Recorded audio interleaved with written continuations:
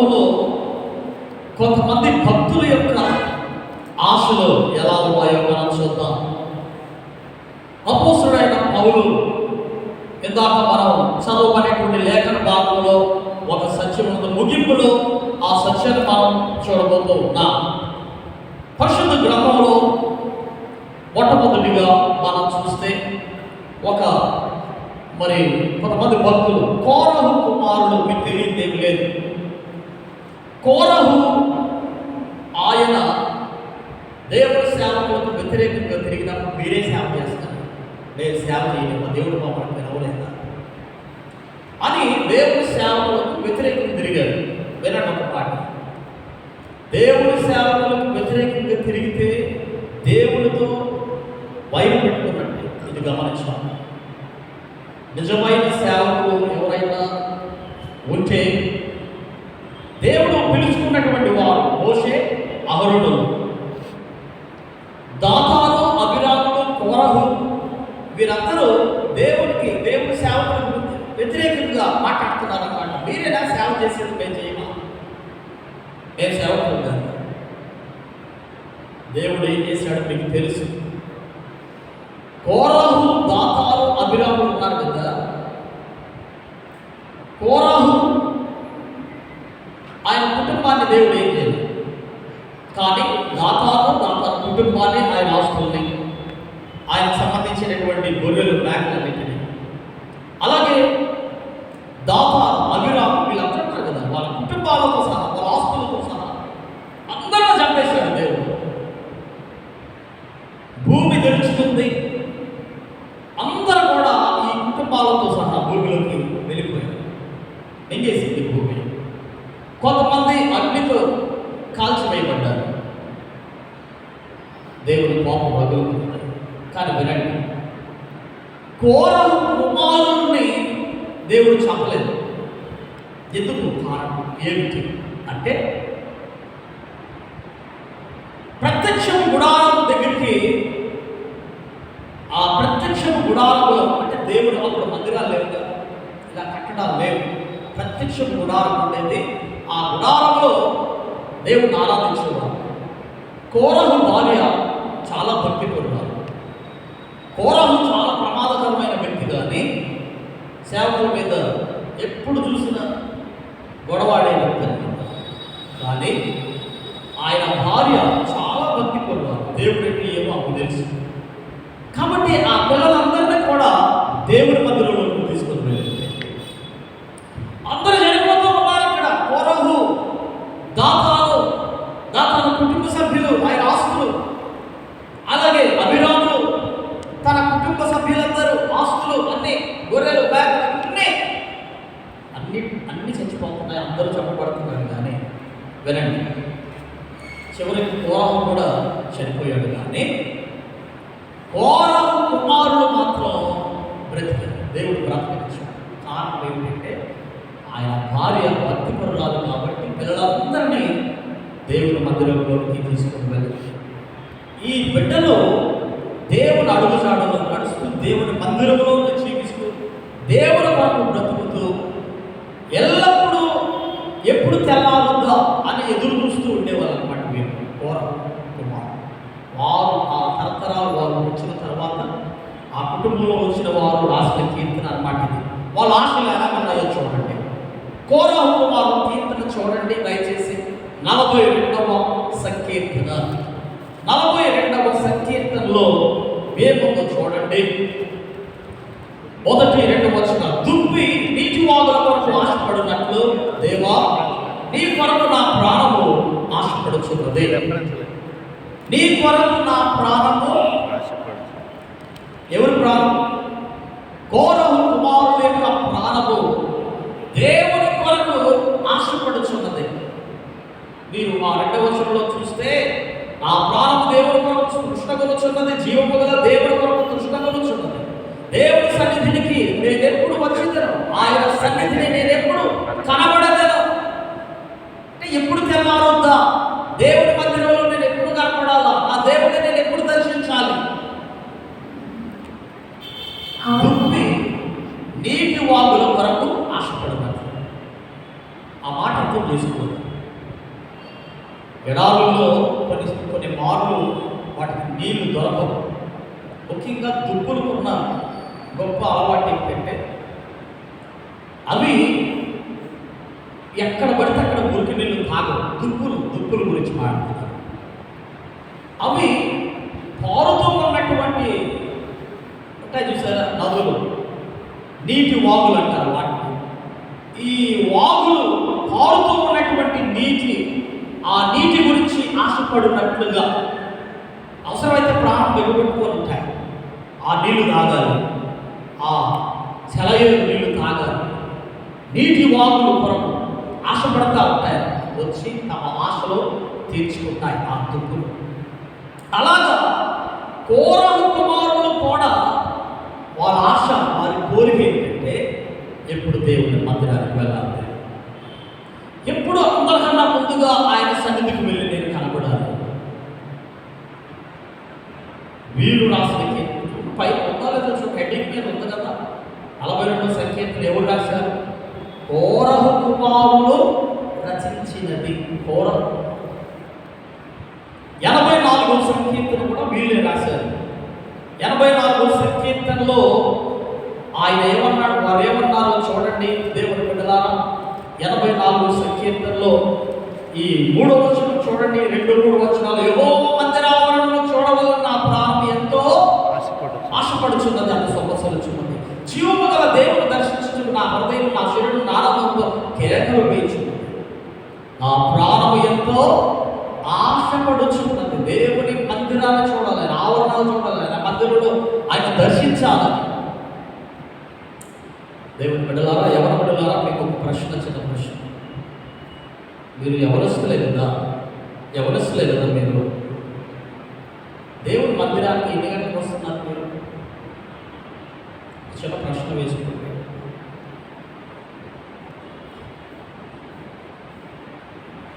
ఎన్ని గంటలకు మీరు వస్తున్నారు?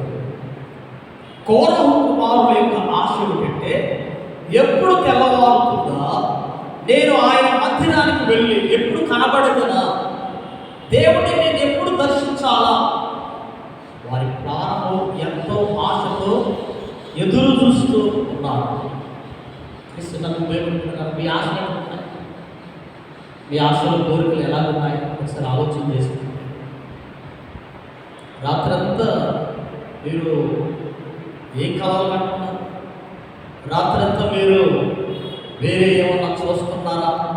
ఈ ఆశలు ఎట్టున్నాయి, మీ కోరికలు ఎట్టున్నాయి ఒకసారి ఆలోచన చేసుకోండి. ఈ భక్తుల యొక్క కోరిక ఏంటంటే దేవుని మందిరానికి నేను ఎప్పుడు వెళ్ళాలి. ఈరోజు ఒక తీర్మానం చేసుకోవాలి. మీరు ఎవరు పడలేదు, అందరికన్నా ముందుగా నేను దేవుని మందిరానికి వెళ్ళిపోవాలి. ఆయన మందిరానికి వెళ్ళి నేను దేవుని సన్నిధిలో నేను కనపడాలి, నా దేవుడిని నేను దర్శించుకోవాలి. ఈరోజు నుంచి ఒక తీర్మానం మీరు కలిగి ఉండాలి. ఈరోజు నుంచి ఒక తీర్మానం చేసుకోవాలి. దేవుని మందిరానికి ఆదివారం వచ్చిందంటే అందరికన్నా ముందుకు నేను వెళ్ళిపోయి ఆయన మందిరంలో వచ్చుకోవాలి. ఎవరు బిడ్డలారా, మీ ఆశలు లోకపరమైనవేమో చాలా జాగ్రత్త. అవి ఖచ్చితంగా నేను నరకానికి నడిపిస్తాను. ఈ లోక ఆశలతో కుటుంబెట్టాడుతున్నారు. నీ ఆశ ఎలా ఉండాలంటే కోరహు కుమారులకు ఉన్న ఆశ నీకు ఉండాలి. దేవుని మందిరానికి నేను ఎప్పుడు వెళ్ళాలి, ఎప్పుడు కనపడాలి, ఎప్పుడు నా దేవుడిని దర్శించుకోవాలి. ఇది మొదటిది. రెండవ చూద్దాం పిల్లలు. ఇంకొక భక్తుడు దావీదు, మీకు తెలియదు లేదు. ఈయన ఆశ, ఈయన కోరిక ఎలా ఉందో ఒకసారి చూడండి. పరిశుద్ధ గ్రంథంలో 37వ సంకీర్తన, క్షమించండి 27వ సంకీర్తన 4వ వచనం. 27వ సంకీర్తన 4వ వచనం, 2వ భాగం నేను మీ కొరకు చదువుతున్నాను, దయచేసి గమనించండి. నా జీవితకాలం అంతయు నేను యెహోవా మందిరములో నివసింపగోరుచున్నాను అన్నాడు. అప్పుడప్పుడు అన్నాడా? లేదు. నా జీవితకాలం అంతయు నేను యెహోవా మందిరములో నివసింపగోరుచున్నాను.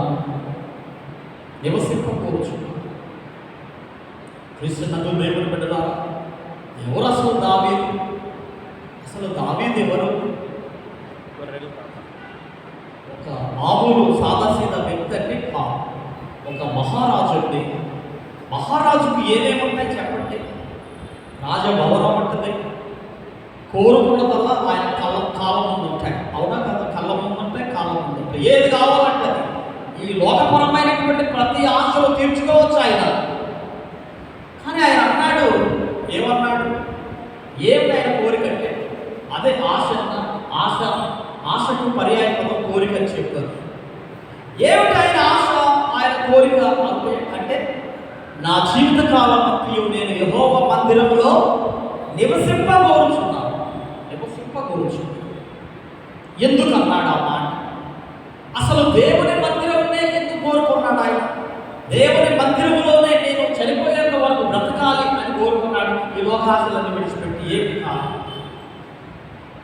దేవుడు బిడ్డలారా, దాన్ని నేను వివరణ చెప్పను కానీ మీ పరిశుద్ధ గ్రంథంలో ఉంటే అసలు ఎందుకు కోరుకున్నాడు ఆయన? దేవుని మందిరంలోనే నేను బ్రతకాలని కోరుకున్నాను. 36వ సంకీర్తన 8వ వచనం చూడండి. ఎందుకు కారణమేమిటి? 36వ సంకీర్తన 8వ వచనం, నీ మందిరము యొక్క సమృద్ధి వలన అన్నాడు. దేవుని మందిరాన్ని ఎందుకు కోరుకున్నాడు? చచ్చిపోయేంత వరకు నేను దేవుని మందిరంలో నేను బ్రతుకుతా, జీవిస్తానని ఎందుకు కోరుకున్నాడంటే 3 విషయాలు ఉన్నాయి అక్కడ. ఒకటి, దేవుని మందిరంలో సమృద్ధి దొరుకుతుంది. రెండవది, వారు సంతృప్తి నొందుచున్నారు అన్నది. రెండవది, దేవుని మందిరంలో ఏం దొరుకుతుందంటే సంతృప్తి దొరుకుతుంది. సమృద్ధి ఒకటి, సంతృప్తి రెండవది. ఇంకో మాట చెప్తున్నానండి, నీ కొరతలు తీర్చే దేవుడు ఆయన. దేవుడు నీ కొరతలు తీర్చునుగాక. దరిద్రం అంటుందిగా కొంతమందికి ఒక భయంకరమైనటువంటి పేదరికంలో మునిగి తేలుతూ ఉంటారు. దేవుడు నీ కొరతలు తీరుస్తాడు. సమృద్ధినిచ్చే దేవుడు ఆయన. హల్లెలూయా. సమృద్ధినిచ్చే దేవుడు అంటే ఎప్పుడు ఇస్తాడు సమృద్ధి అంటే దేవుని మందిరాన్ని నువ్వు ఆశపడినప్పుడు. నేను దేవుని మందిరంలోనే బ్రతుకుతాను అని కోరుకున్నప్పుడు సమృద్ధి దేవుడు నీకు ఇస్తాడు. అనలేదా? దావీదు భక్తుడు 23వ సంకీర్తనలో 5వ వచనంలో అంటాడుగా, నా శత్రువు ఎదుట నీవు నాకు భోజనము సిద్ధపరచును, నూనెతో నా తలాకినావు, నా గిన్నె నిండి పొర్లుచున్నది. నా గిన్నె నిండి పొర్లుచున్నది. సమృద్ధి తక్కువ కాదు, నీకు సమృద్ధి దొరుకుతుంది. నువ్వు సినిమా హాల్ని ఇష్టపడుతున్నావా, దేవుని మందిరాన్ని ఇష్టపడుతున్నావా? ఆలోచన చేసుకో.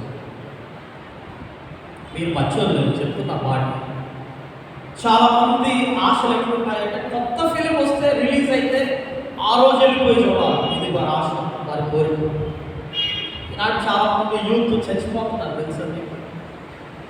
ఈ సినిమా హాల్కి వెళ్ళి ఫస్ట్ షో చూడాలని వెళ్ళి చాలామంది యూత్ చనిపోయిన వాళ్ళు ఉన్నారు. ఎంత దౌర్భాగ్యమైన విషయం అండి, ఎంత దౌర్భాగ్యమైన విషయం.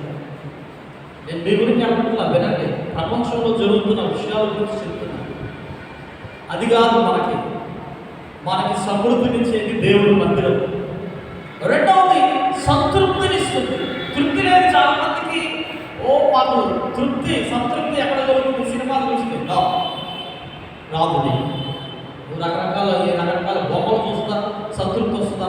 లేదు. నీకు దేవుని మందిరంలోనే సంతృప్తి. మూడవది మనం చూస్తే చూడండి, 8వ వచనంలో 3వ లైన్లో ఉంటుంది, నీ ఆనంద ప్రవాహములోనిది అన్నది. ఆనందముకు పర్యాయ పదం మరొకటి ఏమిటి? సంతోషం. 3 విషయాలు 3 సార్లు. ఒకటి, దేవుని మందిరంలో సమృద్ధి ఉన్నది. రెండవది సంతృప్తి ఉన్నది. మూడవది సంతోషము ఉన్నది. నువ్వు అనుకోవచ్చు, ఈనాడు చాలా మంది యూత్ సంతోషం కోసం ఏవేవో చేస్తున్నారు, చివరికి నశించిపోతున్నారు. అసలు సంతోషం, సిసల సంతోషం ఎక్కడుందో తెలియదు మనకి. దేవుని మందిరంలోనే ఉందండి. ఈనాడు యూత్ మీరు చక్కగా దేవుడు ఎదుగుతూ ఉన్నారు, మాటలు పాడుతున్నారు, స్తుతిస్తున్నారు. భవిష్యత్తులో ఇంకా చక్కగా మీరు అందరూ ప్రతి ఒక్కరు పాటలు పాడుతూ, దేవుని స్తుతిస్తూ, వాయిద్యాలు వాయిస్తూ, దేవుడిని ఆరాధిస్తూ, దేవుడిలో ఎదుగుతూ ఉన్నట్టు ఎంత సంతోషమో. ఈ లోకం ఇచ్చే సంతోషం తాత్కాలికమైనది, గమనించండి. ఇస్తున్న సంతోషం కాదన్న లోకం, కానీ తాత్కాలికమైనది. శాశ్వతమైన సంతోషం ఎక్కడుందంటే దేవుని మందిరంలోనే ఉంది. దేవుని బిడ్డలారా, అందుకనే దావీదు భక్తుడు, నా జీవితకాలం ఒక రాజు అయినప్పటికీ లోకాశలన్నీ విడిచిపెట్టేసి నేను యెహోవా మందిరంలో, నా జీవితకాలం అంతా యెహోవా మందిరంలో నివసింపగోరుచున్నాను అంటాడు. ఎంత గొప్ప ఆట! నీకు నాకుంటే ఎంత సంతోషమో, ఎంత దీవెనకరమో, ఎంత ఆశీర్వాదకరమో. మూడవది చూద్దాం. మరొక భక్తుడు ఉన్నాడు, ఆసాపు. ఈ ఆసాపు భక్తుడి యొక్క ఆశ ఎలాగుందో చూడండి. పరిశుద్ధ గ్రంథంలో నుంచి మీరు చూస్తే దేవుని బిడ్డలారా, మరి ఆయన ఆశ ఎట్లుందో చూడండి. 73వ సంకీర్తన, ఆసాపు అనే భక్తుని యొక్క ఆశ ఎట్లుందో చూడండి. 73వ సంకీర్తన 25వ వచనం, ఆకాశమందు నీవు తప్ప నాకెవరున్నారు, నీవు నాకుండగా లోకములోనిది ఏది నాకు అక్కర్లేదు. నీవు నాకుండగా లోకములోనిది ఏది నాకు అక్కర్లేదు. ఈయన ఆశ ఏమిటంటే, అయ్యా ఈ లోకంలో చాలా ఉన్నాయి, ఈ లోకంలో ఎన్నో ఉన్నాయి, రకరకాలు, మరి కారు, బంగ్లా, ఉద్యోగము, సద్యోగము, ఈ ఎన్నో ఉన్నాయి. అయితే అవన్నీ నాకు అర్థం, నీవు నాకుండగా అంటే నీవే నాకు కావాలి. మనం ఒక పాట కూడా పాడుకుంటాం, నీవుంటే నాకు చాలు యేసయ్యా, నీవైతే నేను ఉంటాను యేసయ్యా. నీవుంటే నాకు చాలు. అదే ఈ భక్తుడు, ఆసాపు భక్తుడు అదే కోరుకుంటున్నాడు, అదే ఆశ అన్నమాట. ఆయన ఆశ కోరిక ఏమిటంటే, నీవే నాకు చాలు అయ్యా, ఇంకేమొద్దు.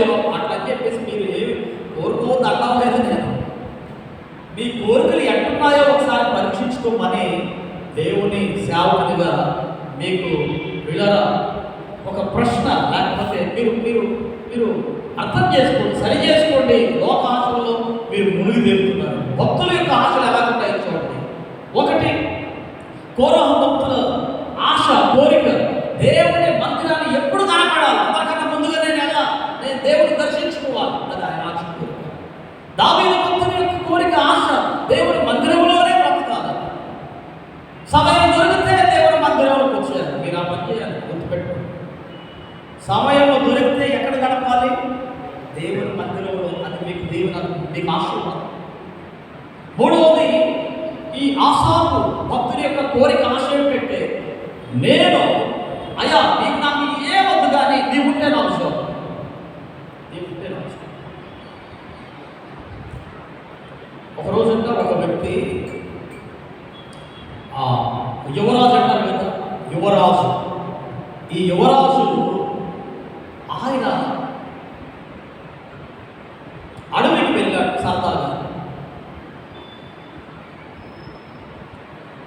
సరదాగా అడవికి వెళ్తే అక్కడ ఒక ప్రమాదంలో చిక్కుపడ్డాడు ఈ యువరాజు. ముగ్గురు యవనస్తులు అతన్ని కాపాడారన్నమాట. కాపాడితే అప్పుడు ఆ యువరాజు తన కోటలోకి పిలుచుకొని వారిని అడిగాడు అనమాట, ముగ్గురిని. మీ ముగ్గురు నన్ను బ్రతికించారు, కాపాడారు కదా, నా ప్రాణం కాపాడారు, మీకు ఏం కావాలో కోరుకోండి అని అడిగాడు. అడిగితే ఒక ఆయన అన్నాడు, అయ్యా నాకు మరి ఒక అందమైన అమ్మాయిని పెళ్లి చేసుకోవాలనుకుంది, నాకు ఒక అందమైన అమ్మాయిని చూసినట్టు రాజు కోరుకుంటే దగ్గర ఆయన ఏదనుకుంటే దవ్వదు కదా. చూశాడు, ఒక అందమైన అమ్మాయిని చూసి పెళ్లి చేశాడు. సరే బాబు, మరి నీ ఆశ కోరు అంటే ఇంకొక ఆయన కోరుకున్నాడు, అయ్యా నాకు ఒక పెద్ద బంగళా కావాలి అని కోరుకున్నాడు. ఓ సత్యేనా అని చెప్పేసి పెద్ద బంగళా కట్టించేశాడు. ఇక మూడో వాడిని అడిగాడు, బాబు వాళ్ళ కోరికలు అయిపోయినాయి, నీ కోరిక ఏమిటి చెప్పంటే, అయ్యా నా కోరిక ఏమిటంటే నీవు మా ఇంటికి వస్తే చాలు. ఎక్కడికి? మా ఇంటికి వస్తే చాలు. మీ ఇంటికి రావడం ఏంటి ప్రాబ్లం? అంతేనా గారు, మీరు మా ఇంటికి రావాలి రాజుగారు అని కోరుకున్నాడు. వినండి, ఎందుకు కోరుకుని ఉండొచ్చు ఆ మాట? ఆ ఇంటికి వెళితే రాజు ఒక వ్యక్తి ఇంటికి వెళ్తే ఎట్లుంటుంది? ఎట్టెళ్తాడు ఆయన? ఎట్టగలుగుతాడు? మామూలు సాదాసీదాగా వెళ్తాడా? ఆయనతో పాటు సైన్యం బయలుదేరుతుంది, ఆయనతో పాటు సమస్తము వస్తాయన్నమాట. రాజుతో పాటు అన్నీ వస్తాయి. ఇప్పుడు ఆయన ఆ వ్యక్తి ఇంటికి వెళ్ళాలంటే వీధులన్నీ ఏమైపోవాలి? ఆ ముళ్ళ మాటలన్నీ పూల మాటలు అవుతాయి, అవునా కాదా? గ్రామంలో ఎక్కడో ఉన్న యవనస్తుడి ఇంటికి వెళ్ళాలంటే ముళ్ళు కంపలు రాళ్ళన్నీ ఉంటాయి వీధులన్నీ. ఇప్పుడు అవన్నీ కూడా పూల మాటలు చేయబడతాయి. పూర గుడిసె ఉన్నారో ఆయన ఇల్లు ఏమైంది? ఇప్పుడు సుందరమైన భవనం కట్టబడుతుంది. ఇప్పుడు రాజు వాళ్ళ ఇంట్లోకి వెళ్తే చుట్టుపక్కల వాళ్ళందరూ ఏమనుకుంటారు? రాజు ఇంటికి వచ్చాడు, ఎంత గొప్ప ధన్యత.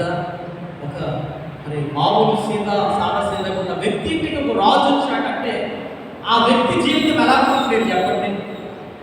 ఒక్కసారి ఆలోచించండి. దేవుని బిడ్డలారా, ఈనాడు మనముడు కోరుకోవాల్సింది ఏంటంటే ఆ వ్యక్తి చివరి యవనస్తుల్లాగా, అయ్యా నీవు నాకు ఉంటే చాలు, నా హృదయంలో నువ్వు ఉంటే చాలయ్యా. కోరుకోవాలి మాట. యవన బిడ్డలారా, ఈ కోరిక నువ్వు కోరుకుంటే నీవు ధన్యుడివి, నీవు ధన్యురాలు. ఈ హృదయంలో యేసయ్యను ఆహ్వానించాలి. ఈ ఇంటిలో గుడిలో నువ్వు ఉండాలయ్యా. ఈ కోరిక నీకు ఉండాలి. మీరేమంటూ మాట్లాడితే అప్పుడెప్పుడు ఒక పాట విన్నారు, నా హృదయంలో నివసించే చెలి. ఏమిటంట? నా హృదయంలో నివసించే చెలి. ఈనాడు ఎవరున్నారు మీ హృదయాల్లో? మీ హృదయం అనేట్లు ఎవరున్నారు? ఒకసారి ఆలోచన చేసుకోండి. ఒకసారి మీ హృదయంలో యేసయ్యకు చోటు ఇవ్వాలి. యేసయ్యకు చోటిస్తే నీకు దీవెన, నీకు ఆశీర్వాదం. ఆ ఎవరు? అందుకని ఆయన అంటాడు, ఆసాపు భక్తుడు, అయ్యా లోకంలో ఎన్నో ఉన్నాయి కానీ నాకు ఏం అవసరం లేదు, నీవు నాకు అదే చాలు. అది దీవెన, అది ఆశీర్వాదం. పేతురు కూడా అంటాడు ఒక మాట, ఒక పుట్టివాడు 40 సంవత్సరాలు ఈడుగల వాడు చిన్నతనం నుంచే పుట్టుడు అయిపోయాడు. ఆ పుట్టి వ్యక్తిని ఆయన అడిగాడు, అడుగుంటేవాడు భిక్షకుడు అన్నాడు, ఏదైనా నా వైపు చూస్తావు, ఏదో నా దగ్గర ఉందని ఏం లేదు, నాకు కలిగినదే నీకు ఇస్తున్నాను అంటాడు. లేచి అడుగుకుంటే లేచి నడిచాడు. నాకు కలిగినదే. ఎవరున్నారు ఆయనలో? ఎవరున్నారు? యేసయ్య. ఈ భక్తుడు ఆసాపు యొక్క ఆశ కూడా ఏంటంటే, నీవుంటే నాకు చాలయ్యా, నీవుంటేనే నాకు. ఇది ఆసాపు భక్తుని యొక్క ఆశ. చివరిగా ఇంకొక భక్తుని గురించి నేను చెప్పి నేను ముగిస్తాను. ఇందాక మనం చదవబడినటువంటి లేఖన భాగం నుంచి అపోస్తలుడైనటువంటి పౌలు యొక్క ఆశ ఏమైనదో చూడండి. ఫిలిప్పీయులకు రాసిన పత్రిక 1వ అధ్యాయము 23వ వచనం చూడండి. 2వ భాగం, నేను వెడలిపోయి క్రీస్తుతో కూడా ఉండవలనని నాకు ఆశ ఉన్నది. అది నాకు మరీ మేలు. ఏం ఆశ ఉన్నది ఏంటి? ఈయన ఆశ ఏమిటి? క్రీస్తుతో కూడా ఉండాలనేటటువంటి ఆశ. అపోస్తలుడైనటువంటి పౌలు ఆయన మరి మార్చబడిన తర్వాత గమనించండి మాటలు. యేసుక్రీస్తు ప్రభువు వారు ఎక్కడున్నాడు? పరలోక రాజ్యంలో ఉన్నాడు. నేను వెడలిపోయి క్రీస్తుతో కూడా ఉండాలనే ఆశ నాకు కలదు అన్నాడు.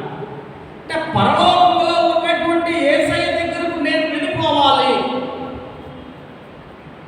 అందుకని అన్నాడు, బ్రతుకుట క్రీస్తే చావైతే నాకు మరి మేలు అన్నాడు. బ్రతుకుట క్రీస్తే చావైతే నాకు మరి.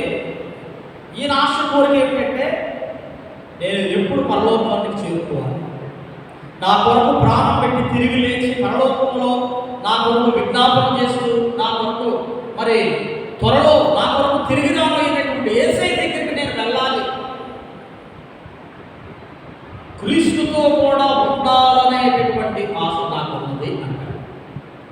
దేవుని బిడ్డ, నీ ఆశలు కోరికలు అదే ఉండాలి. ఈ లోకం గురించే నువ్వు ఆశపడుతున్నావేమో. నీ ప్రాణం ఒక సత్యం గమనించాలి. ప్రతి యవన బిడ్డలో నీ ఆశలు కోరికలు ఇహలోకపరమైనవి అయితే ఎప్పటికైనా అది ప్రమాదకరమైన గమనించు. పరసంబంధమైనవిగా ఉండాలి. నేను ముగిస్తున్నాను. ఈ నలుగురు భక్తుల జీవితాల్లో ఒక భక్తుడు అన్నాడు, కోరహు భక్తులు, నేను దేవుని మందిరము ఎప్పుడు దర్శించాలి, ఎప్పుడు నేను వెళ్ళాలి, ఎప్పుడు దర్శించాలి, ఆయన ఎప్పుడు నేను చూడాలి. మీరు ఇక్కడ నుంచి మీరు ఒక తీర్మానం చేసుకోండి. ఆదివారం వచ్చిందంటే 10 గంటలకు ఆరాధన అంటే 12 గంటలకు వస్తే కుదరదు. 10 అంటే ఒక 5 నిమిషాల ముందే రావాలి. దేవుడిని దర్శించుకోవడానికి ఆశ కలిగి ఉంటాను. ఈరోజు నుంచి మీకు ఆశ రావాలి. రెండవది, దేవుడు విన్నారా, దావీదు భక్తుడు, నేను అయ్యా ఎక్కడెక్కడో నేను నివసించడం కాదు, సమయం దొరికితే నీ మందిరానికి వచ్చేస్తాను, నీ మందిరంలో నివసించాలనే కోరినాడు. మూడవది, ఆసాపు భక్తుడు, నీవుంటే నాకు చాలు, లోకంలో ఏం అవసరం లేదయ్యా, ఏ కోరిక. అపోస్తుడైన పౌలు భక్తుని యొక్క కోరిక, నేను నా తండ్రి, నేను పరలోక రాజ్యంలో చేరాలి, నా క్రీస్తుతో కూడా ఉండాలనే ఆశ నాకు. ఈ ఆశ ఉంటే నేను చెప్తున్నాను కదా, ఇక నీకు అపజయం అనేది లేదండి. నీ జీవితంలో విజయాన్ని సక్సెస్ ఏమో చూస్తావు. Success, you will see success. నీవు నీ జీవితంలో విజయాన్నే సరి చూస్తావు. ఇది సత్యం. ఒకటి నమ్మండి, ఆశల ప్రాణములు ఆయన తృప్తిపరిచేది. ఈ ఆశలు కోరిక నెరవేరుస్తుంది. అయితే లోకపరమైన ఆశలు, ఈ లోకస్తుల యొక్క ఆశల కోరికలు కలిగి ఉన్నావేమో జాగ్రత్త సుమ. వాటిని విడిచిపెట్టి పాప ఊగిలో నుండి నువ్వు బయటకు వచ్చావా, యేసయ్య నమ్ముకున్నావా, నువ్వు ధన్యుడివి, ధన్యురాలు. అటువంటి భాగ్యము దేవుడు నీకు ప్రసాదించి మిమ్మల్ని దీవించి ఆశీర్వదించి ఫలింపచేయునుగాక. ప్రార్థన చేసుకుందాం. దయచేస్తాను. అందరూ దయచేసి లేచి నిలబడండి. కళ్ళు మూసుకుంటున్నారు. ఎవరంటే చూడమని ప్రార్థన చేసుకుందాం. మహాగరుడ, పరిశుద్ధుడా, జీవాధిపతి, సర్వాధికారి, రాజుల రాజు, ఆయన స్తుతులు స్తోత్రములు చెల్లిస్తున్నాను. ఈ సమయంలో యవనులతో మీరు మాట్లాడారు. మీకు వందనాలు. భక్తుల జీవితాలు మేము చూసాం అయ్యా. మరి ఒక్కొక్క భక్తుడు ఎంత మంచి ఆశ కలిగి ఉన్నారు, పరసంబంధమైన ఆశ. ఈ ఎంతమంది అయితే బిడ్డలు ఆయన ఈ లోకాశలు మాకు సంతోషం, సంతృప్తి, అయ్యా మాకు సమృద్ధి ఇస్తుంది, కానీ ఇది తాత్కాలికమైంది. శాశ్వతమైన సంతృప్తి, సంతోషం, సమాధానం మాకు దొరకాలంటే కేవలం మీ భక్తుల యొక్క ఆశలు, కోరికలు ఎలా కలిగి ఉన్నారో మేము మనం కలిగి ఉంటేనే మాకు దీవెనాలి. ఎంతమంది బిడ్డలు తీర్మానం ఈ రోజు నుంచి ఈ లోకాశలు విడిచిపెడతాం, పాప ఊపిలో నుంచి బయటకు వస్తాం. పాపపు ఊపిలో మేము ఈ లోకాశలో చిక్కుకున్నటువంటి మేము బయటకు వస్తాం. ఆసాపు భక్తుడు అన్నట్టు ఆ కోరహు కుమారుడు యొక్క ఆశ దావీదు భక్తుని ఆశ వలె, అపోస్తలుడైన పౌలు ఆశ వలె ఈ రోజు నుంచి మా ఆశల కోరికలు ఉండాలి. నాయన మీలో జీవించాలి, మీలో ఆనందించాలి, మీలో గంతులు వేయాలి అని ఎంతమంది అయితే ఎవరి బిడ్డలు నాయన తీర్మానం చేసుకుంటున్నారు. ఒక్కొక్కరిని, ప్రతి ఒక్కరిని మీ చేతులెత్తి దీవించి ఆశీర్వదించి ఫలింపు చేయాలి. ఈ మనవులను, స్థుతులను ఈ లోకానికి త్వరగా తిరుగునారైనటువంటి నజరేయుడును నిజ దేవుడైన యేసయ్య పరిశుద్ధ నామమున ప్రార్థించి స్తుతించి వేడుకొచ్చున్న మా తండ్రి, పరలోకమందున్న మా తండ్రి, ఈ నామము పరిశుద్ధపరచబడుగా, ఈ రాజ్యం మాకు వచ్చునుగా, మెచ్చిన పరలోకం అందు నెరవేర్చబడుచున్నట్లు భూమి అందు నెరవేరు. మానవ ఆహారం నేడు మాకు ఇచ్చి, ఆ రోజు మేము క్షమించిన ప్రకారం మానవులను క్షమించు. మన శోధన లేకుండా కీడు నుంచి తప్పించు. రాజ్యము బలము మహిమ నిరంతరము నీవై ఉన్నది తండ్రి. ఆమేన్. తండ్రి కుమారుడు పరిశుద్ధాత్ముడు త్రియేక దేవుడు, దేవుని ఆశీర్వాదాలు.